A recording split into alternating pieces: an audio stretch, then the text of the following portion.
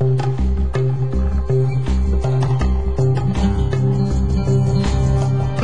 Blaxall was a reverend, and he started the Arthur Blaxall School for the blind. The idea was that rowing, because you row backwards, is that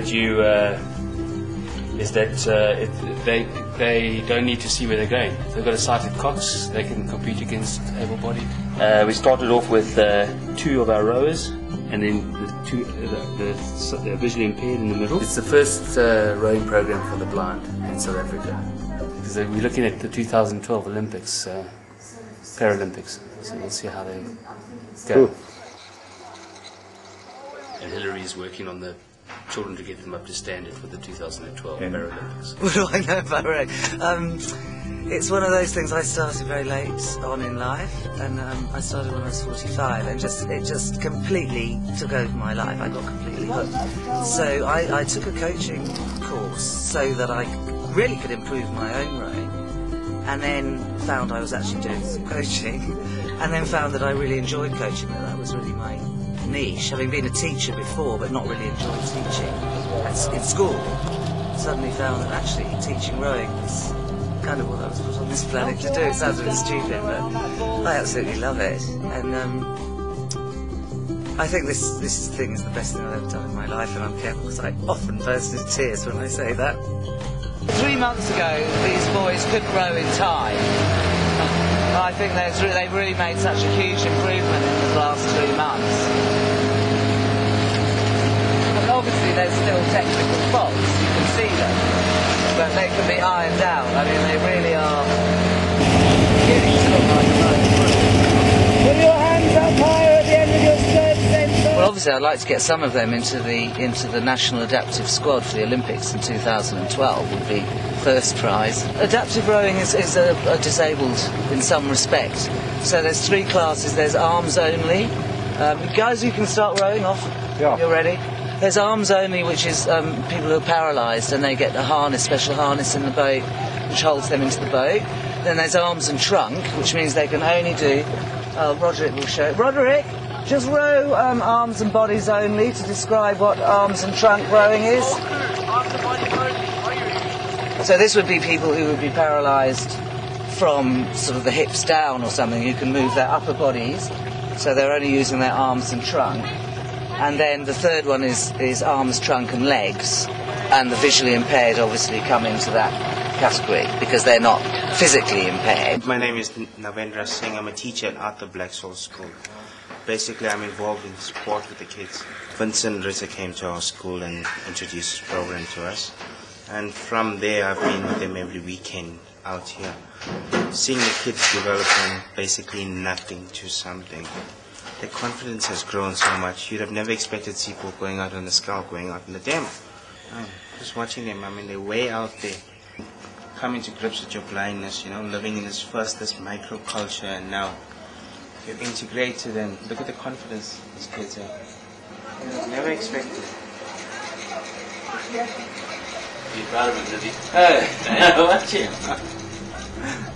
I got involved because I was umpiring a regatta last year. Was it last year? It might have been the year before, actually. And the Arthur Blaxall kids were in this regatta, and I was umpiring, and they were all over the place. I mean, they really couldn't row. So I said to the pilot, the guy who was driving the boat, you know, what's wrong with these people? I mean, they're blind, they're not stupid. I mean, they should be able to row much better than this. And he said, oh yes, well, you know, they don't really have a proper coach. So I said, right, knowing me, I said, that's it, I'll come and coach them then. And this guy said, well, are you volunteering then to come and coach them? And I said, well, yes. So he said, good, you've just got yourself a volunteer's post. Because he was the guy that convened the whole thing, Vincent Ritter, who you've met. And it's actually his energy that's got the whole thing off the ground. So when we got back from the race, he said to me, okay, so I was a bit hoisted by my own petard really, because he then said, okay, well, I heard you say you volunteered to coach these kids. And I said, yeah, no, I did. I then came and told all of the kids that I was going to coach them. And it then took 6 or 7 months to get all the permits and stuff to do it. So I think they really thought that I wasn't coming. And then finally I started in November with them. And I have to say, they've come on a lot better since.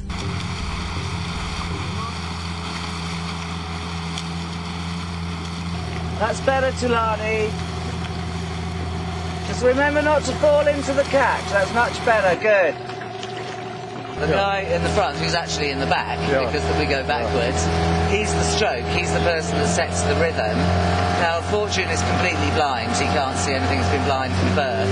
So that's why we put him at stroke, because his other senses are very well attuned. One. The other thing is that he can't see anybody else. So if he was trying to follow someone else, it would be very difficult for him. So he's always the stroke in this boat. Fortune. Oh. Why do you do this? Why do you row? I'm a slave of water sports, and rowing is part of water sports, so I enjoy it. It teaches me a lot, like discipline and to focus in doing the same thing in a pattern. It helps me with discipline, focusing, and teamwork, and just to interact with different kind of people. It's like eating candy. Once you start, you can't stop. The fun, like you can see them, the fun they're having, enjoying themselves on the water, and knowing that you're part of giving them opportunity to have that fun. Me, rowing for me, concentration for me. It applies to me only because they say I don't concentrate. So it's all about concentration, teamwork, and part of it is being patient. And come over and over again. Yes. She's very strict, and That's a good thing. yeah, it is a good thing. She's very strict and disciplined, and she likes us to always do the right thing. Be close to perfection. Yeah, she's one of those people who keep us calm. She's firm, but her firmness makes us become calm and strong, and makes us go work harder and harder each and every training session. Yeah. Okay, ladies, back stops. 4 slides. Light drawing. Are you ready? Go.